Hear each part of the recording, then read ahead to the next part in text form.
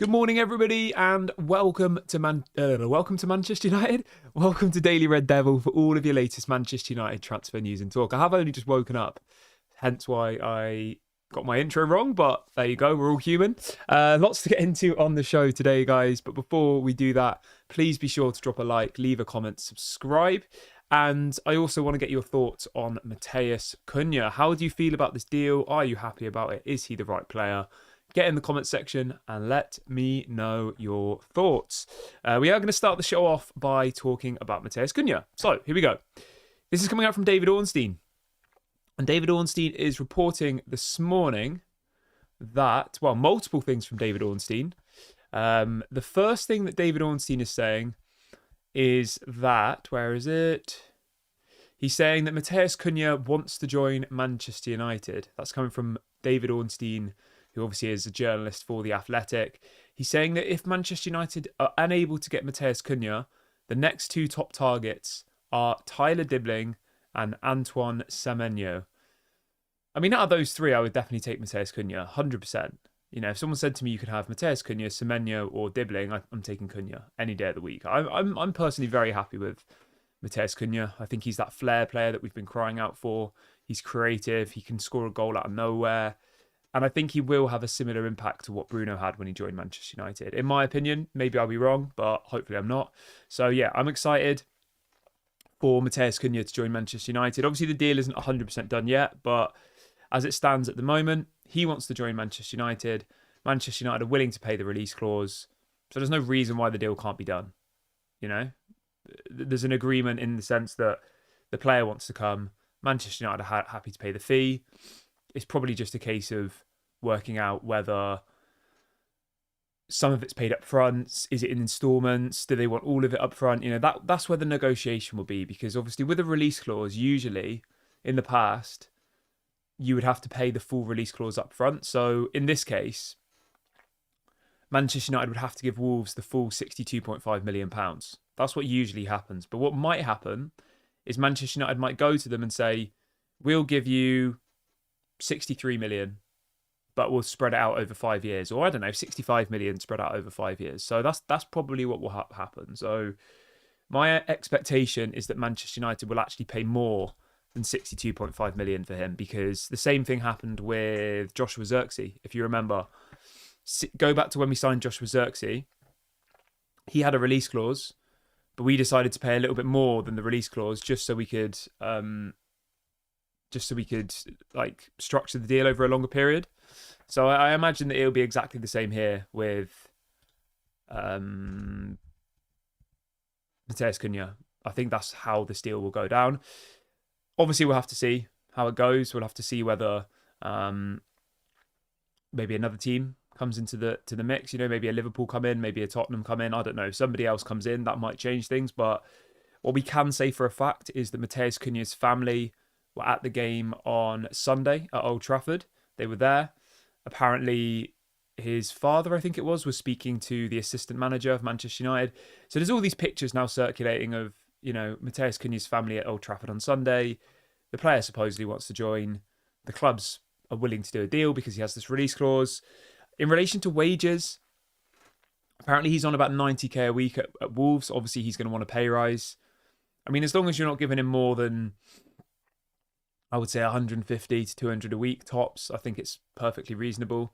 You know, we pay Casemiro 350k a week. We pay Rashford 350k a week. Sancho was on 250. Mason Mount's on 250. So I think as long as we learn from those mistakes, bring a player in, of course, give him a pay rise. It's a bigger club that makes bigger money with a bigger fan base. And he's a player who deserves to earn more than 90,000 a week in relation to Premier League football kind of salaries, right? So as long as we don't go crazy, I think the building block is already quite reasonable. You know, if he was on 300 grand a week, which we'll talk about in a minute with Osimhen, then I think it would be difficult, wouldn't it? But he's on 90, maybe give him 150 plus bonuses. I think that's perfectly reasonable. So I'm happy with all of that.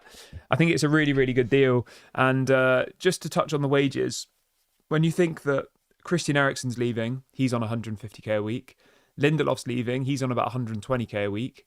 Johnny Evans is leaving, he's on about 60. And Tom Heaton's leaving, he's on about 40 or 50. So the point I'm making here is we've got 4 players who are 100% leaving this summer. Johnny Evans, Tom Heaton, Lindelof and Eriksen.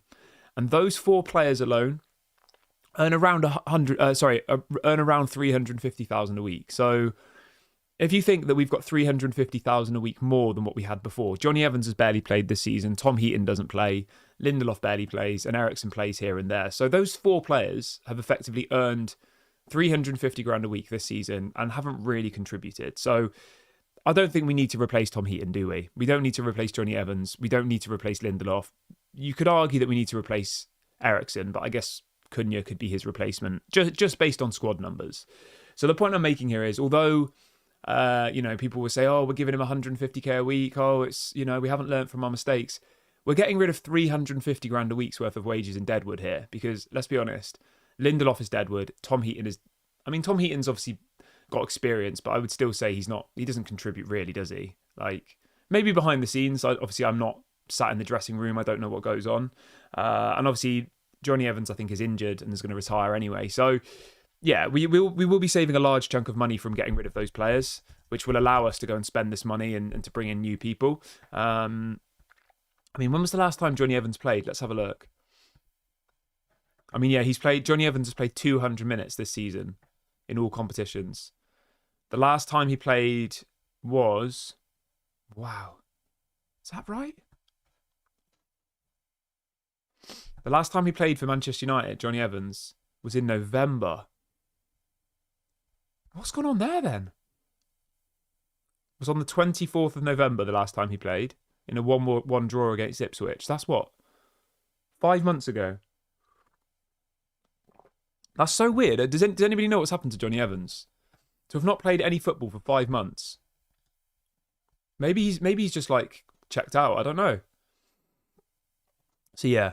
Joe says as well, don't forget to add Sancho, Rashford and Antony to the list. That's a good point.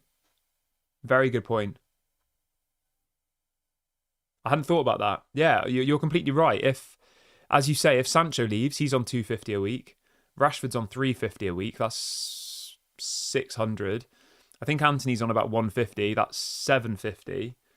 Plus the other 4 players I mentioned. It'll be over £1 million a week in wages. Crazy. So it'd be like 50-60 million pounds a year in wages saved. So yeah, you're very right there. So when people are like, oh, I don't know where the money's coming from, we've just said there that Man United will be saving about £60 million a year in wages by getting rid of Sancho, Rashford, Antony, Lindelof, Tom Heaton, Johnny Evans and Tom Heaton. That's £1 million a week in wages gone. And if you manage to get rid of Casemiro as well, that's another 350k a week. So Man United could easily, if they do the right deals this summer, get about £1.5 million off the wage bill, which is what? Over a course of a season, it's probably like £80 million a season in wages. It's mad. It's crazy, crazy money. And if they bring in younger players, they bring in somebody like Cunha on 150k a week. They bring in somebody like Liam Delap. He'll probably be on 60k a week, maybe. They could easily sign 5 players and probably total only be spending maybe 300 to 500 grand a week. So there's massive amounts of money to save here. So yeah, I'm happy about that. I think Matheus Cunha will be a phenomenal signing for Manchester United. If he was going to another club, if he was going to Liverpool, we'd all be sat here saying, why are we not in for him? So I think we have to cut ourselves a little bit of slack here. We want Matheus Cunha, Jason Wilcox, Omar Barada. They want to sign Matheus Cunha. Ruben Amorim wants Matheus Cunha, and it looks like we're going to get our man. So let's cut ourselves a little bit of slack.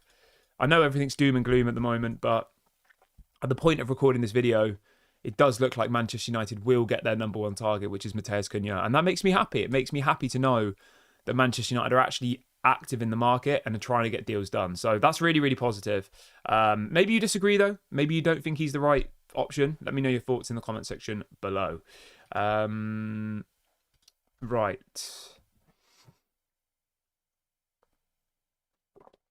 let's move on from that, though. On the flip side of that, obviously now we have to talk about Victor Osimhen. So the story about Victor Osimhen is... Where is it? Again, this is from David Ornstein. He is reporting that Victor Osimhen is not a target for Manchester United this summer. This is coming up from David Ornstein. who I personally think is the most reliable journalist around Manchester United. Like, he doesn't put out fake stories. He doesn't put out stuff that's not been well sourced. So for David Ornstein to say that he's not on the list, I mean, I'm going to have to take that as he's not on the list, to be honest. I know we've heard murmurs from other people saying that, Man United are going to sign him for 40 million. And I think David Ornstein completely tops all of those sources, realistically. And, we're also hearing that Man United are going to sign Liam Delap. So realistically, I think the strikers will be Liam Delap and Matheus Cunha. That seems nailed on to me now. I think the problem that we have with Osimhen, although he's a world-class player, in my opinion, I think it's the wages. Apparently, he wants around 350k a week after tax, which is probably around 450 to 500 a week. Man United aren't going to do that. They're not going to put in this work to get rid of people like Rashford and Sancho and Antony and Lindelof and Eriksen and get rid of all these people who are earning too much money and not offering enough to then go and give a player like 300, 400, 500 grand a week. I just don't think it's going to happen. And the more I think about it now, I was very much in the we should sign Osimhen camp. But the more I think about it now, like if he genuinely does want that level of money, I don't think it's probably that worth it, realistically. I just don't think it's that worth it. I know he's going to score you goals, but is he worth 350k a week after tax? I don't think so, personally. I don't think any player for Man United is going to warrant that type of money because the likelihood is, right, he could come to Manchester United and I don't think he'd flop, but like, I don't know. I just don't think it's a good use of money is what I'm trying to say in a longer way. So yes, I'm a little bit disappointed. Yes, I would have liked to see Victor Osimhen at Man United. I think he's a quality player, but the more you think about that deal, the more you think about how many players we actually need to sign this summer. Let's change the narrative here, right?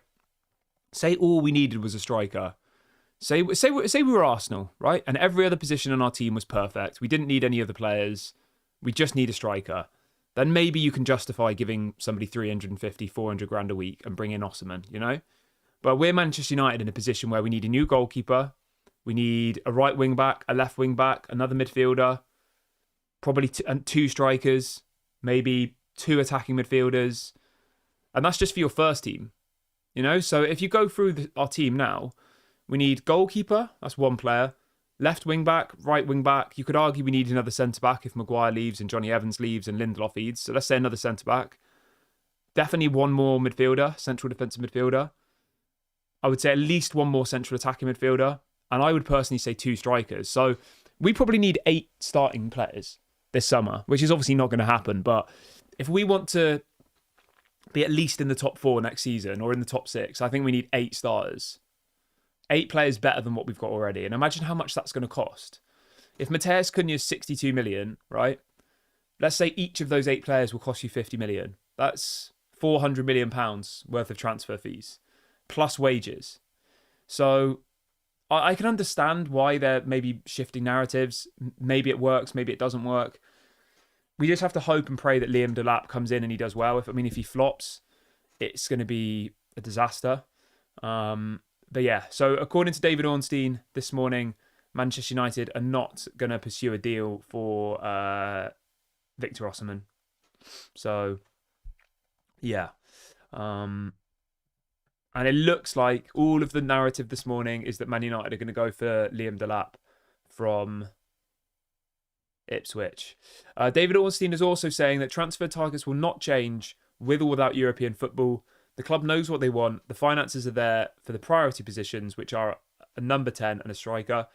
I think that's good to hear because I 100% agree that the priority positions are the attacking areas because we don't score enough goals. We don't have experience in those areas. We don't have creativity in those areas. And I think obviously bringing in Matheus Cunha specifically will improve our attack. Liam Delap I still think is a question mark, but obviously I'll get behind the deal and I'll hope that it does well. But yeah, I definitely agree that the priority should be the attacking line. For me, the next priority would be the goalkeeper, but I don't know. I don't know whether Man United feel the same as I do about that. We'll have to see. So yeah, that's the latest on that one. Let's see what else we've got for the show.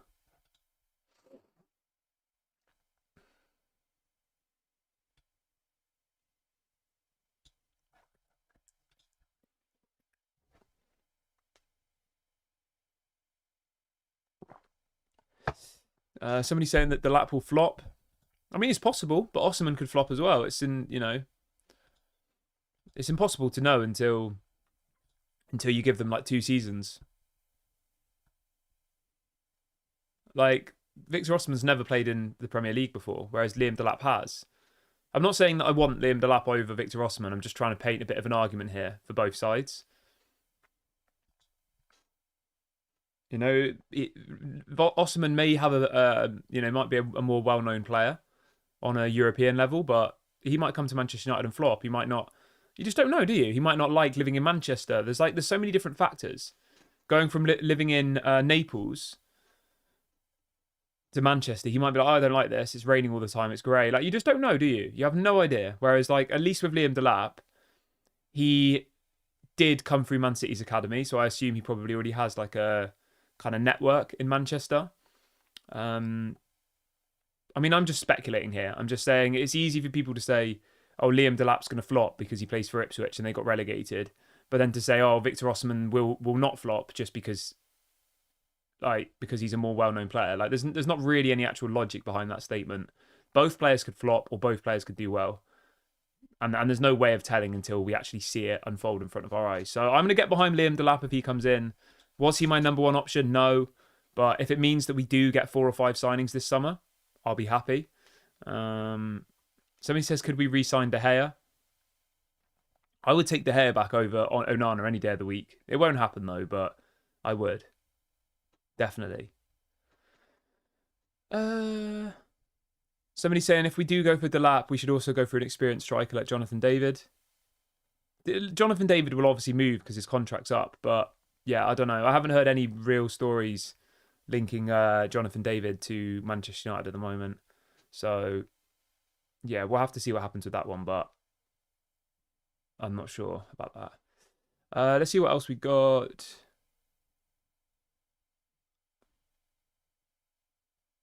Charles says, do you think we'll get a goalkeeper because it seems like the emphasis is only on the strikers?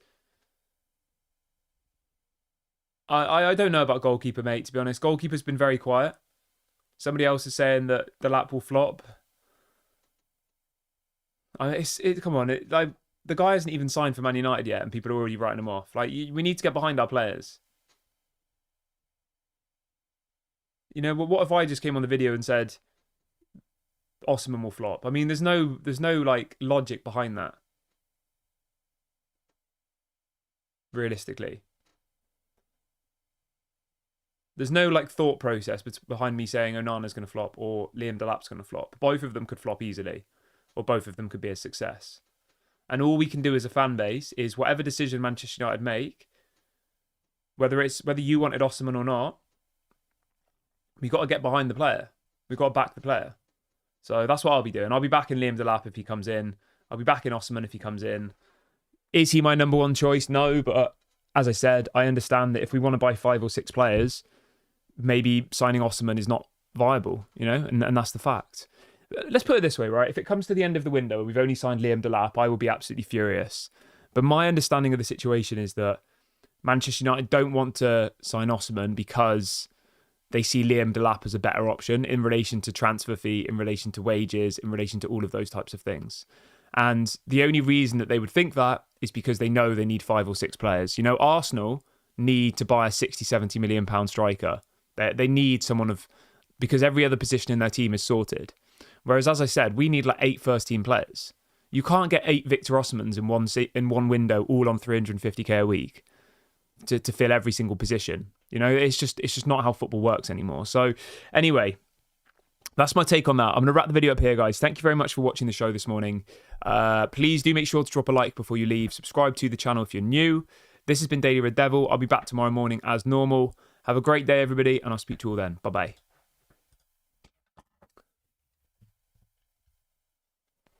Oh, blah,